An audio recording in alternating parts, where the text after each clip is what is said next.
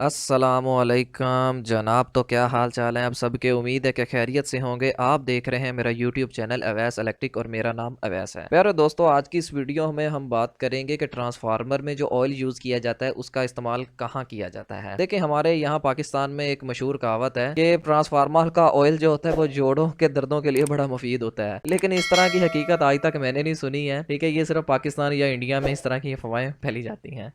तो हम वीडियो की तरफ आते हैं कि ट्रांसफार्मर का ऑयल ट्रांसफार्मर में किस मकसद के लिए इस्तेमाल किया जाता है। देखें, ट्रांसफार्मर में जो ऑयल यूज़ किया जाता है इसको हाइड्रोकार्बन ऑयल या मिनरल ऑयल भी कहा जाता है। इसका बेसिक फंक्शन होता है, ये एक्ट करता है एज अ कूलेंट। ट्रांसफार्मर के अंदर जो हीट प्रोड्यूस होती है उस हीट को कम करने के लिए ट्रांसफार्मर में ऑयल फिलअप किया जाता है। ट्रांसफार्मर ऑयल दो तरह के काम करता है। नंबर वन, कूलिंग प्रोवाइड करता है वाइंडिंग को, यानी कि ट्रांसफार्मर के अंदर जो वाइंडिंग की होती है उसको कूलिंग प्रोवाइड करता है।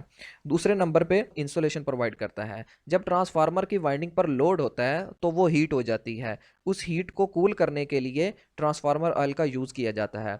सेकंड रीज़न, ट्रांसफार्मर की वाइंडिंग पे जो इंसुलेशन होती है वो ज़्यादा लोड होने की सूरत में वीक हो जाती है, लेकिन ऑयल होने की वजह से ना तो वाइंडिंग गर्म होती है और ना ही जिस मटेरियल से वाइंडिंग की हो, चाहे वो कॉपर से या एल्यूमिनियम से की हो, उसकी इंसुलेशन वीक होगी।